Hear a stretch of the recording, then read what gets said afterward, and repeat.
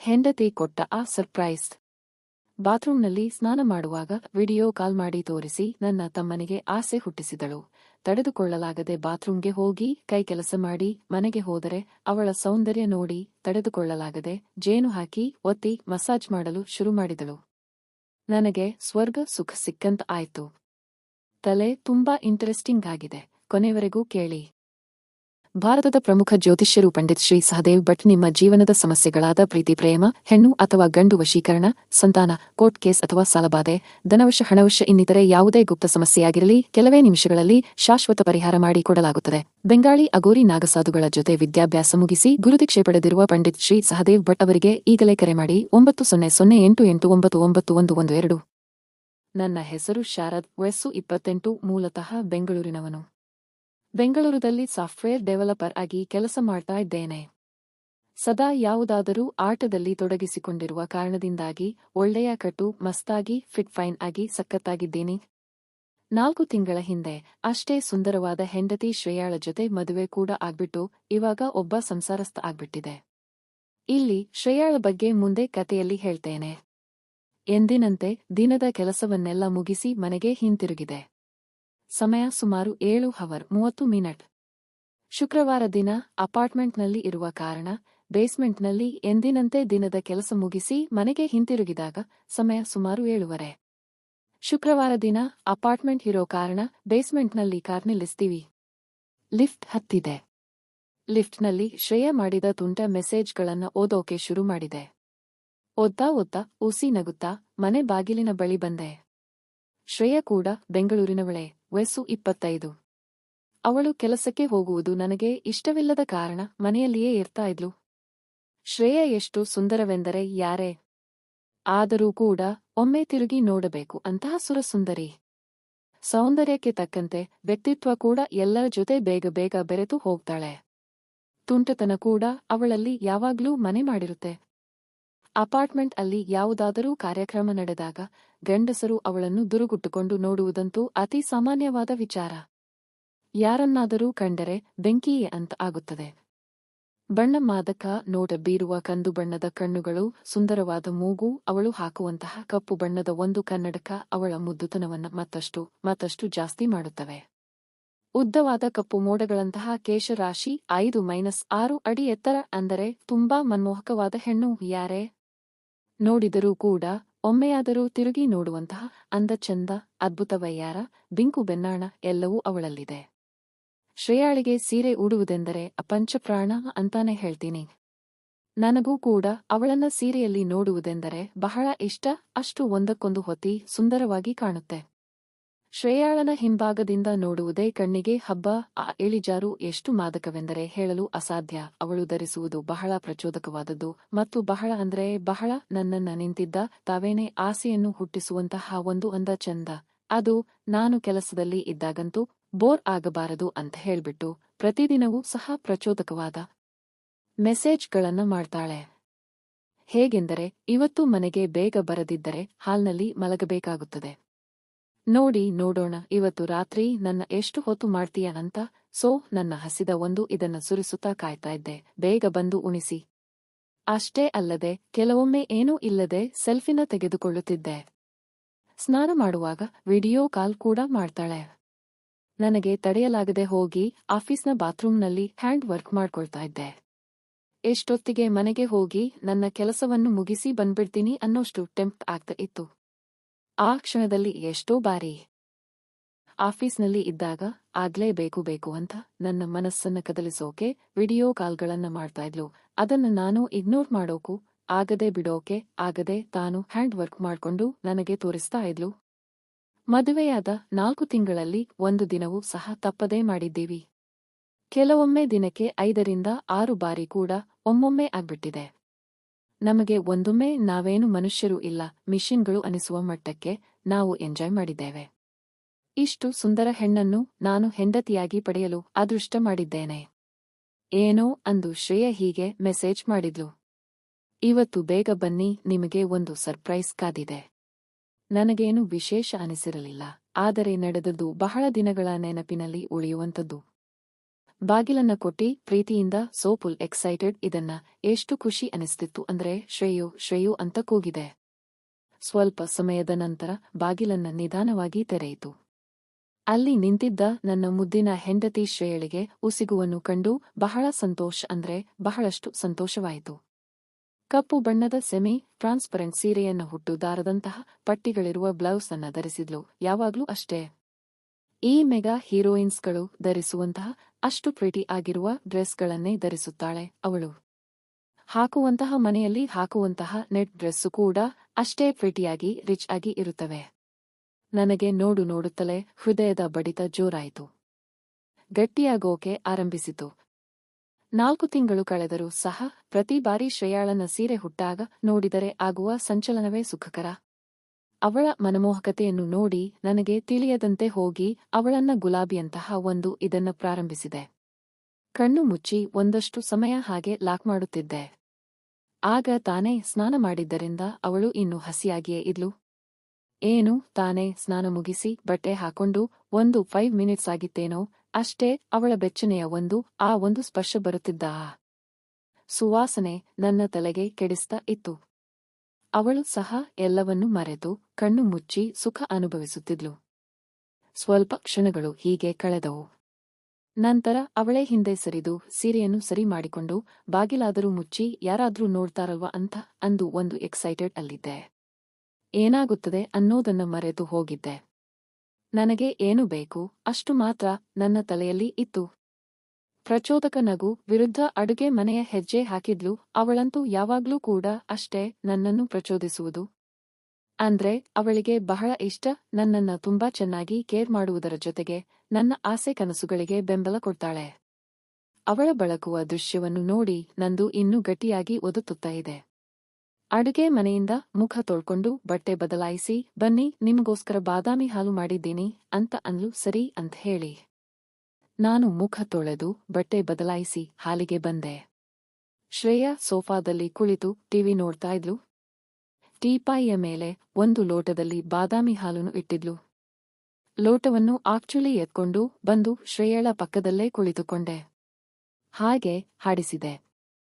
ಆ ಒಂದು ಕ್ಷಣದಲ್ಲಿ ನನಗೆ ಜಸ್ಟ್ ಆಗ್ಬಿಟ್ರೆ ಸಾಕು, ನೆಮ್ಮದಿ ಆಗ್ಬಿಡುತ್ತೆ ಅಂತ ಅನಿಸ್ತಾ ಇತ್ತು.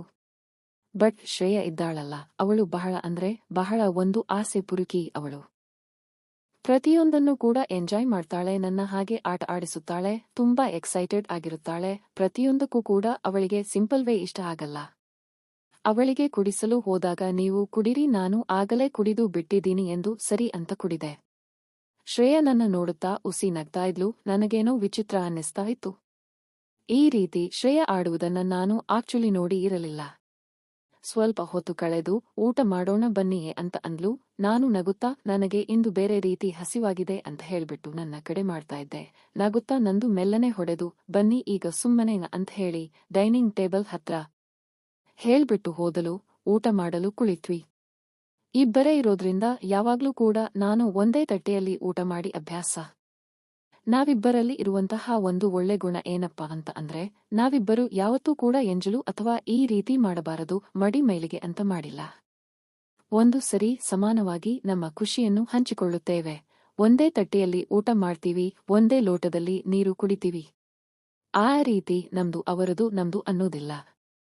ಅಂದು ತರಕಾರಿ ಬಾತ್ ಮಾಡಿದ್ಲು ಅವಳು ನನಗಾಗಿ, ನಾನು ಅವಳಿಗೆ ತಿನ್ನಿಸ್ತಾ ಇದ್ದೆ, ಅವಳು ನನಗೆ ತಿನ್ನಿಸ್ತಾ ಇದ್ಲು ಕಣ್ಣಲ್ಲಿ ಕಣ್ಣಿಟ್ಟು ತಿನ್ನಿಸುವಾಗ. ಒಮ್ಮೊಮ್ಮೆ ಅವಳ ಕೋಮಲವಾದ ತ್ವಚೆ ಯಾಕೋ ಏನೋ ಕಾಣೆ, ಅಂದು ಮಾತ್ರ ನನಗೆ ವಿಚಿತ್ರವಾದ ಸಂಚಲನ ಆಗ್ತಾ ಇತ್ತು. ಪದೇ ಪದೇ ಎದ್ದು ನಿಲ್ಲುತ್ತಿತ್ತು. ಫ್ಯಾನ್ ತಿರುಗುತ್ತಿದ್ದರೂ ಕೂಡ ಬಿಸಿ ಬಿಸಿ ನನ್ನ ಕಣ್ಣುಗಳು ಶ್ರೇಯಾಳನ್ನು ಬಿಟ್ಟು ಬೇರೆ ಕಡೆ ನೋಡಲು ತಿರಸ್ಕಾರ ಮಾಡ್ತಾ ಇದ್ದಾವೆ. ಉಜ್ಜಾಡುವ ಕನಸು ಕಾಣ್ತಾ ಇದ್ದಾವೆ. ಊಟ ಮಾಡ್ತಾ ಇದ್ದೆ.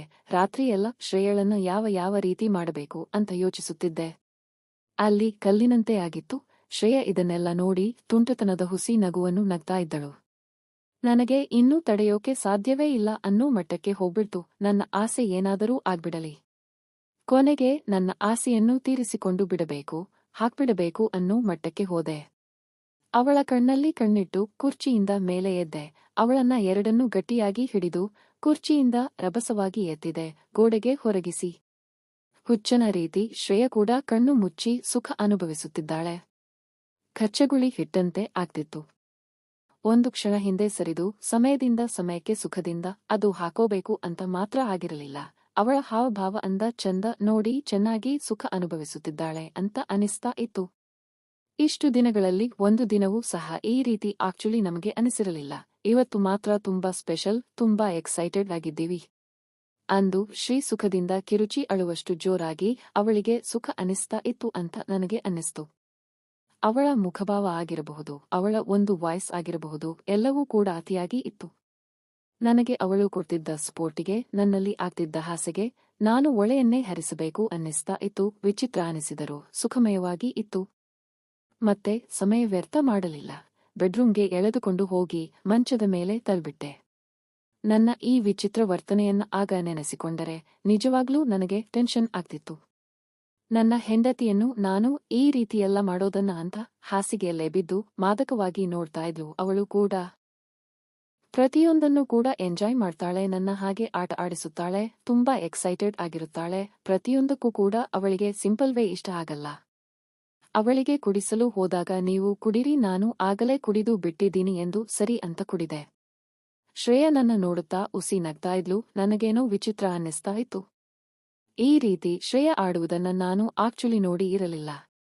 ಸ್ವಲ್ಪ ಹೊತ್ತು ಕಳೆದು ಊಟ ಮಾಡೋಣ ಬನ್ನಿಯೇ ಅಂತ ಅಂದ್ಲು. ನಾನು ನಗುತ್ತಾ ನನಗೆ ಇಂದು ಬೇರೆ ರೀತಿ ಹಸಿವಾಗಿದೆ ಅಂತ ಹೇಳ್ಬಿಟ್ಟು ನನ್ನ ಕಡೆ ಮಾಡ್ತಾ ಇದ್ದೆ. ನಗುತ್ತಾ ನಂದು ಮೆಲ್ಲನೆ ಹೊಡೆದು ಬನ್ನಿ ಈಗ ಸುಮ್ಮನೆ ಅಂತ ಹೇಳಿ ಡೈನಿಂಗ್ ಟೇಬಲ್ ಹತ್ರ ಹೇಳ್ಬಿಟ್ಟು ಹೋದಲು. ಊಟ ಮಾಡಲು ಕುಳಿತ್ವಿ. ಇಬ್ಬರೇ ಇರೋದ್ರಿಂದ ಯಾವಾಗ್ಲೂ ಕೂಡ ನಾನು ಒಂದೇ ತಟ್ಟೆಯಲ್ಲಿ ಊಟ ಮಾಡಿ ಅಭ್ಯಾಸ.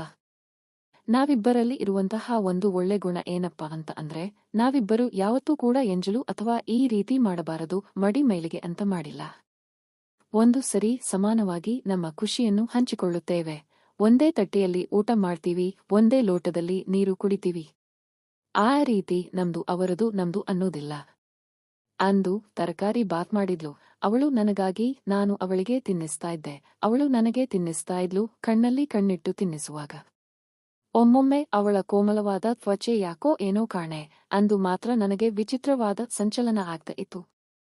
ಪದೇ ಪದೇ ಎದ್ದು ನಿಲ್ಲುತ್ತಿತ್ತು. ಫ್ಯಾನ್ ತಿರುಗುತ್ತಿದ್ದರೂ ಕೂಡ ಬಿಸಿ ಬಿಸಿ ನನ್ನ ಕಣ್ಣುಗಳು ಶ್ರೇಯಾಳನ್ನು ಬಿಟ್ಟು ಬೇರೆ ಕಡೆ ನೋಡಲು ತಿರಸ್ಕಾರ ಮಾಡ್ತಾ ಇದ್ದಾವೆ. ಉಜ್ಜಾಡುವ ಕನಸು ಕಾಣ್ತಾ ಇದ್ದಾವೆ.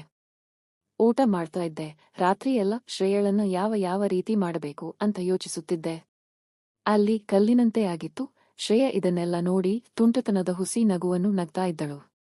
ನನಗೆ ಇನ್ನೂ ತಡೆಯೋಕೆ ಸಾಧ್ಯವೇ ಇಲ್ಲ ಅನ್ನೋ ಮಟ್ಟಕ್ಕೆ ಹೋಗ್ಬಿಡ್ತು. ನನ್ನ ಆಸೆ ಏನಾದರೂ ಆಗ್ಬಿಡಲಿ, ಕೊನೆಗೆ ನನ್ನ ಆಸೆಯನ್ನು ತೀರಿಸಿಕೊಂಡು ಬಿಡಬೇಕು, ಹಾಕ್ಬಿಡಬೇಕು ಅನ್ನೋ ಮಟ್ಟಕ್ಕೆ ಹೋದೆ. ಅವಳ ಕಣ್ಣಲ್ಲಿ ಕಣ್ಣಿಟ್ಟು ಕುರ್ಚಿಯಿಂದ ಮೇಲೆ ಎದ್ದೆ. ಅವಳನ್ನ ಎರಡನ್ನೂ ಗಟ್ಟಿಯಾಗಿ ಹಿಡಿದು ಕುರ್ಚಿಯಿಂದ ರಭಸವಾಗಿ ಎತ್ತಿದೆ, ಗೋಡೆಗೆ ಹೊರಗಿಸಿ. ಹುಚ್ಚನ ರೀತಿ ಶ್ರೇಯ ಕೂಡ ಕಣ್ಣು ಮುಚ್ಚಿ ಸುಖ ಅನುಭವಿಸುತ್ತಿದ್ದಾಳೆ. ಕಚ್ಚಗುಳಿ ಹಿಟ್ಟಂತೆ ಆಗ್ತಿತ್ತು. ಒಂದು ಕ್ಷಣ ಹಿಂದೆ ಸರಿದು ಸಮಯದಿಂದ ಸಮಯಕ್ಕೆ ಸುಖದಿಂದ ಅದು ಹಾಕೋಬೇಕು ಅಂತ ಮಾತ್ರ ಆಗಿರಲಿಲ್ಲ. ಅವಳ ಹಾವಭಾವ ಅಂದ ಚಂದ ನೋಡಿ ಚೆನ್ನಾಗಿ ಸುಖ ಅನುಭವಿಸುತ್ತಿದ್ದಾಳೆ ಅಂತ ಅನಿಸ್ತಾ ಇತ್ತು. ಇಷ್ಟು ದಿನಗಳಲ್ಲಿ ಒಂದು ದಿನವೂ ಸಹ ಈ ರೀತಿ ಆಕ್ಚುಲಿ ನಮಗೆ ಅನಿಸಿರಲಿಲ್ಲ. ಇವತ್ತು ಮಾತ್ರ ತುಂಬಾ ಸ್ಪೆಷಲ್, ತುಂಬಾ ಎಕ್ಸೈಟೆಡ್ ಆಗಿದ್ದೀವಿ. ಅಂದು ಶ್ರೀ ಸುಖದಿಂದ ಕಿರುಚಿ ಅಳುವಷ್ಟು ಜೋರಾಗಿ ಅವಳಿಗೆ ಸುಖ ಅನಿಸ್ತಾ ಇತ್ತು ಅಂತ ನನಗೆ ಅನ್ನಿಸ್ತು. ಅವಳ ಮುಖಭಾವ ಆಗಿರಬಹುದು, ಅವಳ ಒಂದು ವಾಯ್ಸ್ ಆಗಿರಬಹುದು, ಎಲ್ಲವೂ ಕೂಡ ಅತಿಯಾಗಿ ಇತ್ತು. ನನಗೆ ಅವಳು ಕೊಡ್ತಿದ್ದ ಸ್ಪೋರ್ಟಿಗೆ, ನನ್ನಲ್ಲಿ ಆಗ್ತಿದ್ದ ಹಾಸೆಗೆ ನಾನು ಒಳೆಯನ್ನೇ ಹರಿಸಬೇಕು ಅನ್ನಿಸ್ತಾ ಇತ್ತು. ವಿಚಿತ್ರ ಅನಿಸಿದರೂ ಸುಖಮಯವಾಗಿ ಇತ್ತು. ಮತ್ತೆ ಸಮಯ ವ್ಯರ್ಥ ಮಾಡಲಿಲ್ಲ. ಬೆಡ್ರೂಮ್ಗೆ ಎಳೆದುಕೊಂಡು ಹೋಗಿ ಮಂಚದ ಮೇಲೆ ತಳ್ಬಿಟ್ಟೆ. ನನ್ನ ಈ ವಿಚಿತ್ರ ವರ್ತನೆಯನ್ನ ಆಗ ನೆನೆಸಿಕೊಂಡರೆ ನಿಜವಾಗ್ಲೂ ನನಗೆ ಟೆನ್ಷನ್ ಆಗ್ತಿತ್ತು. ನನ್ನ ಹೆಂಡತಿಯನ್ನು ನಾನು ಈ ರೀತಿಯೆಲ್ಲ ಮಾಡೋದನ್ನ ಅಂತ ಹಾಸಿಗೆಯಲ್ಲೇ ಬಿದ್ದು ಮಾದಕವಾಗಿ ನೋಡ್ತಾ ಇದ್ಲು. ಅವಳು ಕೂಡ ಸ್ವಲ್ಪ ಮಟ್ಟಿಗೆ ತೃಪ್ತಿಯಪಡಿಸಿದ್ದೆ ತಡ. ಆದರೆ ಇನ್ನೂ ಸಮಯ ವ್ಯರ್ಥ ಮಾಡಕ್ಕೆ ಹೋಗಲಿಲ್ಲ. ಆದರೆ ಇಬ್ಬರೂ ಕೂಡ ಕಣ್ಣು ಮುಚ್ಚಿ ಸುಖದಿಂದ ನರಳುತ್ತಾ ಇದ್ದೀವಿ. ಏನೋ ಇಬ್ಬರಿಗೂ ಕೂಡ ಆನಂದ, ಸ್ವರ್ಗ ಸುಖ ಒಮ್ಮೆ ಸಿಕ್ಕಂತಾಗಿತ್ತು. ಹೀಗೆ ಮಾಡುತ್ತಾ ನನ್ನ ಬೆವರಿನ ಹನಿಗಳು ಶ್ರೇಯಳ ಮೇಲೆ ತೊಟ್ಟಿಗುತ್ತಾ ಇದ್ದಾವೆ. ನನಗಿನ್ನೂ ನಿಜವಾಗಿಯೂ ತಡೆಯೋಕೆ ಸಾಧ್ಯವೇ ಆಗ್ಲಿಲ್ಲ. ನನ್ನ ಆಸೆ ಅನ್ನೋದು ಶುರು ಆಯ್ತು. 10 ರಿಂದ 15 ಸೆಕೆಂಡ್ಸ್ಗಳು ಹೀಗೆ. ಆಗ ನನಗೆ ಸ್ವರ್ಗ ಸುಖ ಸಿಕ್ಕಂತಾಯಿತು. ಹಾಗೆ ಇಟ್ಟು ಕುಸಿದು ಬಿದ್ದೆ. ಇಬ್ಬರೂ ಕೂಡ ಸಹ ಜೋರಾಗಿ ಉಸಿರಾಡುತ್ತಿದ್ವಿ. 10 ರಿಂದ 15 ಸೆಕೆಂಡ್ಸ್ಗಳು ಹೀಗೆ. ಆಗ ನನಗೆ ಸ್ವರ್ಗ ಸುಖ ಸಿಕ್ಕಂತ ಆಯ್ತು. ಹಾಗೆ ಇಟ್ಟು ಕುಸಿದು ಬಿದ್ದೆ. ಇಬ್ಬರೂ ಸಹ ಜೋರಾಗಿ ಉಸಿರಾಡ್ತಾ ಒಂದೆರಡು ನಿಮಿಷಗಳ ಆ ಸುಖವನ್ನ ಅನುಭವಿಸಿದಾಗ ಕಣ್ಮುಚ್ಚಿ ಸ್ವರ್ಗ ಸುಖವನ್ನೇ ಪಡಿತಾ ಇದ್ವಿ. ಇದರಲ್ಲಿ ಸರ್ಪ್ರೈಸ್ ಏನಂತ ಯೋಚಿಸುತ್ತಾ ಇದ್ದೀರಾ? ಈಗ ಕೇಳಿ. ಅಷ್ಟು ಹೊತ್ತು ಅನ್ನೋದು ಇನ್ನೂ ಗಟ್ಟಿಯಾಗಿ ಇತ್ತಲ್ವಾ? ಆ ಒಂದು ಸಮಯದಲ್ಲಿ ಎಷ್ಟು ವಿಚಿತ್ರವಾದ ಅನುಭವ ಆಗ್ತಿತ್ತು ಅಂದ್ರೆ ನನಗೆ ಇನ್ನು ಮುಂದೆ ನಾರ್ಮಲ್ ಸ್ಟೇಜ್ಗೆ ಬರಲ್ವೇನೋ ಅನ್ನೋಷ್ಟು ಮಟ್ಟಕ್ಕೆ ನನಗೆ ಒಂದು ಇದಾಗಿತ್ತು, ಗಟ್ಟಿಯಾಗಿತ್ತು. ಯಾಕಂದ್ರೆ ಒಂದು ಬಾರಿ ಮೇಲೆ ಸಾಮಾನ್ಯವಾಗಿ ನಿಲ್ಲೋಕೆ ಅಷ್ಟೇ ಸಮಯ, ಇನ್ನೊಂದು ಟೈಮ್ ತಗೋಬೇಕಂದ್ರೆ ನಿಲ್ಲೋಕೆ ಒಂದು 10 ನಿಮಿಷಗಳಾದರೂ ಮಿನಿಮಮ್ ಬೇಕಾಗುತ್ತೆ. ಆಗ ನನಗೆ ಅನುಮಾನ ಬರ್ತಿತ್ತು. ಶ್ರೇಯಾ ಇದನ್ನ ನೋಡುತ್ತಾ ತುಂಟತನದ ನಗು ಬೀರ್ತಾ ಇತ್ತು. ನನಗೇನು ವಿಚಿತ್ರ ಅನ್ನಿಸ್ತಾ ಇತ್ತು. ನನಗೆ ಅರ್ಥ ಆಗ್ತಿರ್ಲಿಲ್ಲ ಯಾಕೆ ನಗ್ತಾ ಇದ್ದಾಳೆ ಅಂತ. ಅವಳು ನಗುತ್ತಾ ಡ್ರಾಯರ್ ಹೇಳಿರಿ ಎಂದು ಹೇಳೋದು ನೋಡಿದ್ರೆ ಮಾತ್ರೆಗಳಿರುವ ಒಂದು ಚಿಕ್ಕ ಡಬ್ಬಿ ಇತ್ತು. ನನಗಾಗ ತಿಳಿತು ಶ್ರೇಯ ಒಂದು ಬಾದಾಮಿ ಮಾತ್ರೆಯನ್ನ ನನಗೆ ಹೇಳದಂತೆ ಬೆರೆಸಿದ್ಲು ಅಂತ. ಓಹೋ, ಈ ಮಾತ್ರೆಯ ಪ್ರಭಾವ. ಇದನ್ನೆಲ್ಲ ನೋಡಿ ನನಗೆ ತಿಳಿಯಿತು ಶ್ರೇಯಾಳಿಗೆ ಒಂದು ಆಸೆ ಎಷ್ಟು ಇದೆ, ಎಷ್ಟರ ಮಟ್ಟಿಗಿದೆ ಅಂತ. ಸುಸ್ತಾಗಿದ್ದರು. ಇನ್ನು 3 ಬಾರಿ ಬಾತ್ರೂಂನಲ್ಲಿ ಹೋಗಿದ್ಲು. ಮನೆಯ ಹೊರಗಿನ ಖನಿಯಲ್ಲಿ ಮಾಲಕುವಷ್ಟರಲ್ಲಿ ಎಷ್ಟು ಸುಸ್ತಾಗಿದ್ದರು ಅಂದ್ರೆ ಮಾರನೇ ದಿನ ಬೆಳಗ್ಗೆ ಎದ್ದಾಗ ಹೆಚ್ಚು ಕಮ್ಮಿ 11 ಅವರ್ 30 ಮಿನಿಟ್ ಗಂಟೆ ಎಚ್ಚರ ಆಗಿತ್ತು. ನಾವಿಬ್ಬರೂ ಕೂಡ ಸುಖದ ಅಮರಿನಲ್ಲಿ ತೇಲಿ ಮುಳುಗಿ ಎದ್ದು ಅವತ್ತಿನ ದಿನ ಪರಮ ಸುಖವನ್ನು ಅನುಭವಿಸಿದ್ವಿ. ಈ ಕತೆ ನಿಮಗೆ ಇಷ್ಟ ಆಗಿದ್ರೆ ನಮ್ಮ ಚಾನೆಲ್ಗೆ ಸಬ್ಸ್ಕ್ರೈಬ್ ಆಗಿ. ಇಂತಹ ನೂರಾರು ಕತೆಗಳು ನಮ್ಮ ಚಾನೆಲ್ನಲ್ಲಿ ಲಭ್ಯ ಇದೆ. ನಿಮಗೆ ಬೇಕು ಅಂದ್ರೆ ಖಂಡಿತ ಚೆಕ್ ಔಟ್ ಮಾಡಬಹುದು. ನಿಮ್ಮ ಇಷ್ಟದ ಕತೆಯನ್ನು ನೋಡಬಹುದು.